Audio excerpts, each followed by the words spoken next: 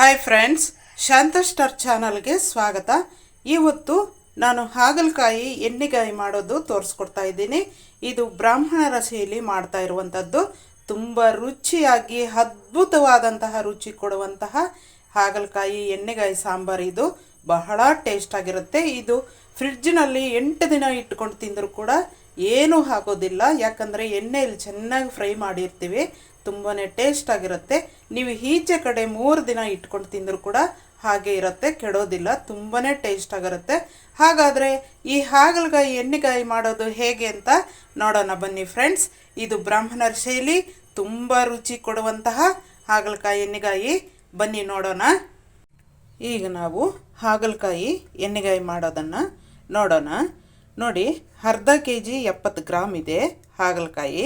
ಸ್ವಲ್ಪ ತೂಕ ಜಾಸ್ತಿ ಹಾಕ್ಕೊಡ್ತಾರೆ ನಮಗೆ ತರಕಾರಿಯವರು, ಅದರಿಂದಾಗಿ ಸ್ವಲ್ಪ ಜಾಸ್ತಿ ಬಂದಿದೆ. 4 ಹಾಗಲಕಾಯಿ ಬರೋದು, ಸ್ವಲ್ಪ ಜಾಸ್ತಿ ಬಂದಿದೆ. ಈಗ ಈ ಹಾಗಲಕಾಯಿಯನ್ನು ನಾವು ಕಟ್ ಮಾಡ್ಕೊಳ್ಳೋಣ. ಎಣ್ಣೆಗಾಯಿಗೆ ಯಾವ ರೀತಿ ಕಟ್ ಮಾಡಬೇಕು ಆ ರೀತಿ ಕಟ್ ಮಾಡ್ಕೊಳ್ಳೋಣ. ಈ ರೀತಿ ದಪ್ಪ ದಪ್ಪಕ್ಕೆ ಕಟ್ ಮಾಡ್ಕೋಬೇಕು. ಎಲ್ಲ ಹಾಗಲಕಾಯಿನ ಈ ರೀತಿ ಕಟ್ ಮಾಡ್ಕೊಂಡ್ಬಿಡೋಣ. ಹಾಗಲಕಾಯಿ ಎಲ್ಲ ಕಟ್ ಮಾಡ್ಕೊಂಡಿದ್ದಾಯಿತು. ಈಗ ಹಾಗಲಕಾಯಿ ಒಳಗಡೆ ನೋಡಿ, ಇದು ತಿರುಳಿರುತ್ತೆ ನೋಡಿ, ಇದನ್ನೆಲ್ಲ ಒಂದು ಕಡೆ ತೆಗೆದಿಟ್ಕೊಂಡ್ಬಿಡೋಣ. ಎಲ್ಲನೂ ಈ ರೀತಿ ತೆಗೆದುಬಿಡೋಣ. ಹಾಗಲಕಾಯಿನ ಈ ಒಳಗಡೆ ಇರೋದನ್ನು ಇದನ್ನು ಬಿಸಾಡಬಾರ್ದು. ಎಲ್ಲನೂ ಕೂಡ ನಾವು ಈ ರೀತಿ ತೆಗೆದು ಒಂದು ಪಕ್ಕಕ್ಕೆ ಇಟ್ಕೊಳ್ಳೋಣ. ಇದನ್ನು ಬಿಸಾಕ್ಬಿಡಿ, ಇದು ಕೂಡ ಕೆಲಸಕ್ಕೆ ಬರುತ್ತೆ. ನೋಡಿ, ಎಲ್ಲ ತೆಗೆದಿಟ್ಕೊಂಡಿದ್ದೀನಿ. ಈಗ ಇದನ್ನು ನಾವು ಒಂದು ಬೌಲ್ಗೆ ತೆಗೆದಿಟ್ಕೊಂಡ್ಬಿಡೋಣ. ಹಾಗಲಕಾಯಿನ ಕಟ್ ಮಾಡಿದ್ದಾಯಿತು. ಈಗ ನಾನು ಒಂದು 8 ಈರುಳ್ಳಿನ ತೆಗೆದುಕೊಂಡಿದ್ದೀನಿ. 8 ಈರುಳ್ಳಿನ ನಾವು ಕಟ್ ಮಾಡ್ಕೊಳ್ಳೋಣ. ಮತ್ತು ನೋಡಿ, 3 ಬೆಳ್ಳುಳ್ಳಿನ ಸುಳಿದಿಟ್ಕೊಂಡಿದ್ದೀನಿ. ಈಗ ಈರುಳ್ಳಿನ ಕಟ್ ಮಾಡ್ಕೊಳ್ಳೋಣ. ಈ ರೀತಿ ನಾವು 8 ಈರುಳ್ಳಿನ ಕಟ್ ಮಾಡ್ಕೊಂಡ್ಬಿಡೋಣ. ಈ ರೀತಿ ಎಲ್ಲ ಈರುಳ್ಳಿನ ಕಟ್ ಮಾಡಿಟ್ಕೊಂಡಿದ್ದೀನಿ. ಈಗ ನಾವು ಒಂದು ಪಾನನ್ನು ಇಟ್ಕೊಂಡು ಒಂದು 2 ಸ್ಪೂನಷ್ಟು ಆಯಿಲನ್ನು ಸೇರಿಸ್ಕೊಳ್ಳೋಣ. ಅದರ ಜೊತೆಗೆ ನಾವು ಕಟ್ ಮಾಡಿಟ್ಕೊಂಡಿರೋಂಥ ಈರುಳ್ಳಿನ ಸೇರಿಸ್ತಾ ಇದ್ದೀನಿ. ಚೆನ್ನಾಗಿ ಫ್ರೈ ಮಾಡ್ಕೋಬೇಕು. ಈರುಳ್ಳಿ ಜೊತೆಗೆ ಹಾಗಲಕಾಯಿ ಮಧ್ಯೆ ಇದ್ದಂತಹ ತಿರುಳನ್ನು ಕೂಡ ನಾನು ಸೇರಿಸ್ತಾ ಇದ್ದೀನಿ. ಇದನ್ನು ಕೂಡ ನಾವು ಫ್ರೈ ಮಾಡ್ಕೊಳ್ಳೋಣ. ಇಷ್ಟು ತುಂಬಾ ರುಚಿಯಾಗಿರುತ್ತೆ ಫ್ರೆಂಡ್ಸ್. ಬ್ರಾಹ್ಮಣರು ತಿನ್ನುವಂತಹ ತಿಂಡಿಗಳು ಏನು ರುಚಿ ಇರುತ್ತವೆ ಅಂತ ಒಂದು ಸಲ ಟ್ರೈ ಮಾಡಿಬಿಡಿ. ಈ ಹಾಗಲಕಾಯಿ ಎಣ್ಣೆಗಾಯಿನ ಏನು ರುಚಿ ಇರುತ್ತೆ ಅಂತ ನಿಮಗೆ ಗೊತ್ತಾಗತ್ತೆ. ಇದರ ಜೊತೆಗೆ ಸ್ವಲ್ಪ ಹುಣಸೆ ಹಣ್ಣನ್ನು ಸೇರಿಸ್ತಾ ಇದ್ದೀನಿ. ನೋಡಿ, ಹುಣಸೆ ಹಣ್ಣು ಇಷ್ಟು ತೆಗೆದುಕೊಂಡಿದ್ದೀನಿ. ಸ್ವಲ್ಪ ಬೆಲ್ಲ ಕೂಡ ಸೇರಿಸ್ತಾ ಇದ್ದೀನಿ. ಸ್ವಲ್ಪ ಅರಿಶಿನ ಪುಡಿನ ನಾನು ಸೇರಿಸ್ತಾ ಇದ್ದೀನಿ. ಒಂದು ಅರ್ಧ ಸ್ಪೂನಷ್ಟು ಅರಿಶಿನ ಪುಡಿನ ಸೇರಿಸೋಣ. ಇದರ ಜೊತೆಗೆ ನಾನು 2 ಸ್ಪೂನಷ್ಟು ಪುಡಿ ಉಪ್ಪನ್ನು ಸೇರಿಸ್ತಾ ಇದ್ದೀನಿ. ಈರುಳ್ಳಿ ಬೇಗನೆ ಬೇಯುತ್ತೆ ಮತ್ತು ಮಸಾಲೆಗೆ ತುಂಬ ಚೆನ್ನಾಗಿ ಹೊಂದುತ್ತೆ. ಅದರಿಂದಾಗಿ ಈರುಳ್ಳಿ ಜೊತೆಗೆ ನಾವು ಉಪ್ಪನ್ನು ಸೇರಿಸ್ಬಿಡಬೇಕು. ನೀವು ಉಪ್ಪು ಕಡಿಮೆ ಬಂದರೆ ಮತ್ತೆ ಹಾಕ್ಕೋಬೋದು. ಸ್ವಲ್ಪ ಕಡಿಮೆನೇ ಹಾಕ್ಕೊಂಡು ನೋಡ್ಕೊಳ್ಳಿ ಮೊದಲು. ಈಗ ಬೆಳ್ಳುಳ್ಳಿ ಕೂಡ ಸೇರಿಸ್ತಾ ಇದ್ದೀನಿ. ಬೆಳ್ಳುಳ್ಳಿನ ಫ್ರೈ ಮಾಡ್ಕೊಳ್ಳೋಣ ಈರುಳ್ಳಿ ಜೊತೆನೆ. ಈಗ ನಾನು 3 ಸ್ಪೂನಷ್ಟು ಖಾರದ ಪುಡಿನ ಸೇರಿಸ್ತಾ ಇದ್ದೀನಿ. ಖಾರದ ಪುಡಿ ಕಡೆಯಲ್ಲಿ ನೀವು ಫ್ರೈ ಮಾಡ್ಕೊಳ್ಳಿ.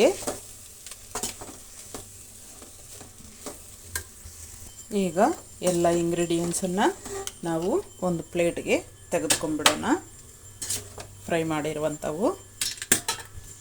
ಈಗ ಅದೇ ಪಾನ್ಗೆ ಸ್ವಲ್ಪ ಆಯಿಲನ್ನು ಸೇರಿಸ್ಕೊಳ್ಳೋಣ. ಈಗ ಕಡಲೆಬೇಳೆ 3 ಸ್ಪೂನಷ್ಟು ತೆಗೆದುಕೊಂಡಿದ್ದೀನಿ. ಉದ್ದಿನಬೇಳೆ 3 ಸ್ಪೂನು ಫ್ರೈ ಮಾಡ್ಕೊಳ್ಳೋಣ.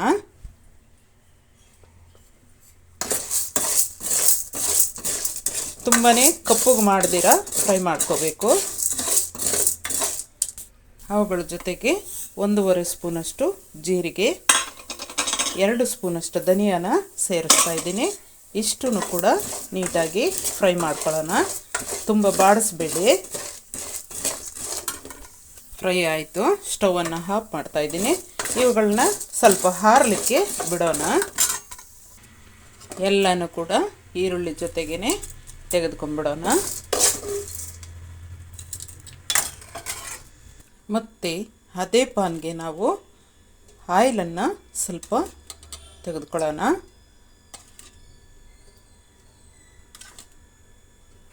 ಈ ಸ್ಪೂನಲ್ಲಿ 4 ಸ್ಪೂನಷ್ಟು ತೆಗೆದುಕೊಂಡಿದ್ದೀನಿ. ಈಗ ಆಯಿಲ್ ಜೊತೆಗೆ ನಾವು ಕಟ್ ಮಾಡಿಕೊಂಡಂತಹ ಹಾಗಲಕಾಯಿ ಪೀಸ್ಗಳನ್ನು ಸೇರಿಸೋಣ. ಹಾಗಲಕಾಯಿನ ನೀಟಾಗಿ ಫ್ರೈ ಮಾಡ್ಕೊಳ್ಳೋಣ. ಎಣ್ಣೆಯಲ್ಲಿ ಚೆನ್ನಾಗಿ ಫ್ರೈ ಮಾಡ್ಕೋಬೇಕಾಗತ್ತೆ. ಯಾಕಂದರೆ ಎಣ್ಣೆಗಾಯಿ ಮಾಡ್ತಾ ಇರೋವಂಥದ್ದು ನಾವು. ಚೆನ್ನಾಗಿ 1 ನಿಮಿಷ ನಾವು ಆಯಿಲಲ್ಲಿ ಈ ರೀತಿ ಎಲ್ಲ ಕಲಿಸಿ ನೀಟಾಗಿ ಕಲಿಸ್ಬಿಟ್ಟು ನಾವು ಒಂದು 3 ನಿಮಿಷ ಮುಚ್ಚೋಣ. ಅಷ್ಟರಲ್ಲಿ ನಾವು ಇಂಗ್ರೀಡಿಯೆಂಟ್ಸನ್ನೆಲ್ಲ ಕೂಡ ಮಿಕ್ಸಿ ಜಾರ್ಗೆ ಹಾಕ್ಕೊಂಡು ಮಿಕ್ಸ್ ಮಾಡ್ಕೊಂಬಿಡೋಣ. ಮಿಕ್ಸ್ ಮಾಡಿರುವಂಥದ್ದನ್ನು ಒಂದು ಪ್ಲೇಟ್ಗೆ ತೆಗೆದುಕೊಂಡ್ಬಿಡೋಣ. ಮಿಕ್ಸ್ ಮಾಡಿದಂತಹ ಮಸಾಲೆ ಎಲ್ಲ ಒಂದು ಪ್ಲೇಟ್ಗೆ ತೆಗೆದುಕೊಂಡಿದ್ದೀನಿ. ಈಗ ಹಾಗಲಕಾಯಿನ ನೋಡೋಣ.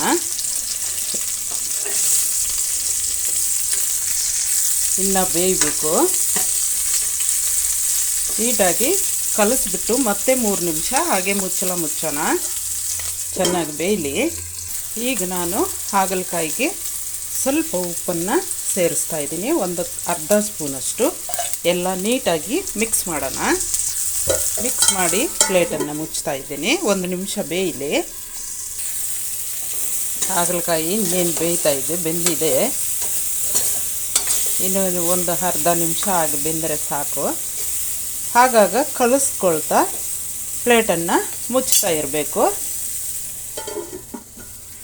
ಈಗ ಹಾಗಲಕಾಯಿ ಎಲ್ಲ ಬೆಂದಿದೆ. ಸ್ಟವನ್ನು ಆಫ್ ಮಾಡ್ತಾ ಇದ್ದೀನಿ. ಆಫ್ ಮಾಡಿ ಎಲ್ಲನೂ ಕೂಡ ಒಂದು ಪ್ಲೇಟಿಗೆ ತೆಗೆದುಕೊಳ್ತಾ ಇದ್ದೀನಿ. ಹಾಗಲಕಾಯಿ ನೋಡಿ ಎಲ್ಲ ಬೆಂದಿದೆ. ಈಗ ನಾವು ಈ ಮಸಾಲೆನ ಹಾಗಲಕಾಯಿಗೆ ತುಂಬಿಸೋಣ. ಈ ರೀತಿ ಹೋಲ್ಗೆ ತುಂಬಿಸ್ಬೇಕು.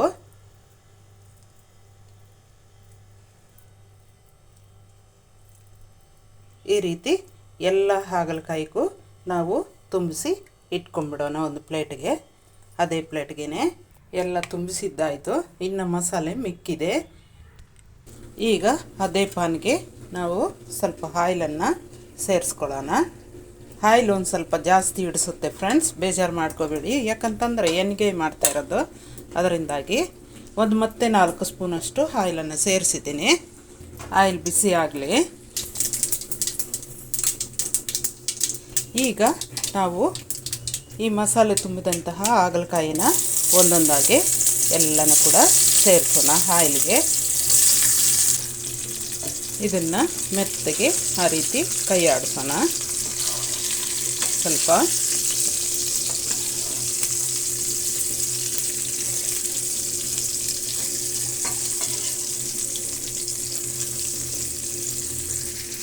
ಈಗ ಈ ಮಸಾಲೆನೆಲ್ಲ ಸೇರಿಸೋಣ.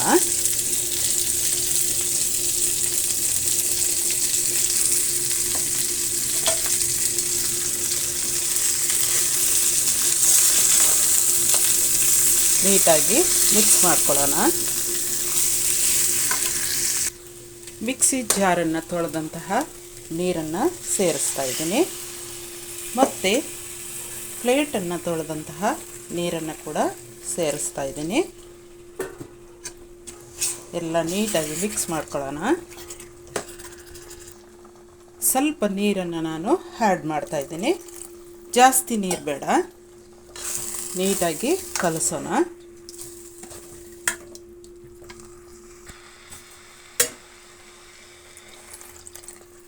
ಸಾಕಷ್ಟು ನೀರು. ಎಲ್ಲ ನೀಟಾಗಿ ಮಿಕ್ಸ್ ಮಾಡಿ ಪ್ಲೇಟನ್ನು ಮುಚ್ತಾ ಇದ್ದೀನಿ. ಒಂದು 2 ನಿಮಿಷ ಬೇಯಲಿ. ಮಂದವಾದಂಥ ಊರಿನಲ್ಲಿ ಬೇಯಿಸಬೇಕು.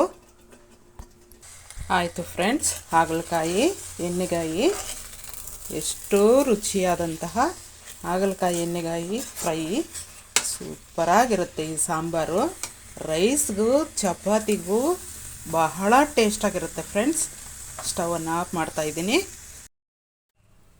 ಹಾಗಲಕಾಯಿ ಎಣ್ಣೆಗಾಯಿನ ಸರ್ವಿಂಗ್ ಬೌಲ್ಗೆ ತೆಗೆದುಕೊಳ್ಳೋಣ. ಎಷ್ಟು ರುಚಿಯಾದಂತಹ ಹಾಗಲಕಾಯಿ, ತುಂಬ ಚೆನ್ನಾಗಿರುತ್ತೆ ಫ್ರೆಂಡ್ಸ್. ಎಣ್ಣೆಗಾಯಿ ಸೂಪರ್. ಇದಂತೂ ನಿಜವಾಗ್ಲೂ ಒಂದು ಸಲ ಟ್ರೈ ಮಾಡಿಬಿಡಿ. ಇದನ್ನು 3 ದಿವಸ 4 ದಿನ ಇಟ್ಕೊಂಡು ತಿಂದರೂ ಕೂಡ ಹೀಗೆ ಇರುತ್ತೆ. ನೀವು ಫ್ರಿಡ್ಜಲ್ಲೇ ಇಡಬೇಕಾಗಿಲ್ಲ, ಅಷ್ಟು ಚೆನ್ನಾಗಿರುತ್ತೆ. ತುಂಬಾ ಟೇಸ್ಟಾಗಿರುತ್ತೆ. ಫ್ರಿಡ್ಜಲ್ಲಿ ಇಟ್ಕೊಂಡು ಒಂದು ವಾರದ ಗಟ್ಟಲೆ ಕೂಡ ತಿನ್ಬೋದು, ಅಷ್ಟು ರುಚಿಯಾಗಿರುತ್ತೆ friends. Thank you very much. Please ನಮ್ಮ ಚಾನಲನ್ನು ಯಾರು ಸಬ್ಸ್ಕ್ರೈಬ್ ಮಾಡ್ಕೊಂಡಿಲ್ಲ, ಹೊಸದಾಗಿ ನೋಡುವಂಥವ್ರು ಸಬ್ಸ್ಕ್ರೈಬ್ ಮಾಡ್ಕೊಳ್ಳಿ, ಶೇರ್ ಮಾಡಿ, ಕಮೆಂಟ್ ಮಾಡಿ, ಲೈಕ್ ಮಾಡಿ ಫ್ರೆಂಡ್ಸ್. ಹಾಗಲಕಾಯಿನ ಮಾತ್ರ ನೀವು ಎಣ್ಣೆಯಲ್ಲಿ ಚೆನ್ನಾಗಿ ಫ್ರೈ ಮಾಡ್ಕೊಳ್ಳಿ. ಕಹಿ ಅಂಶ ಅನ್ನೋದು ಇರೋದಿಲ್ಲ, ಚೆನ್ನಾಗಿ ಬೇಯುತ್ತೆ. Thank you.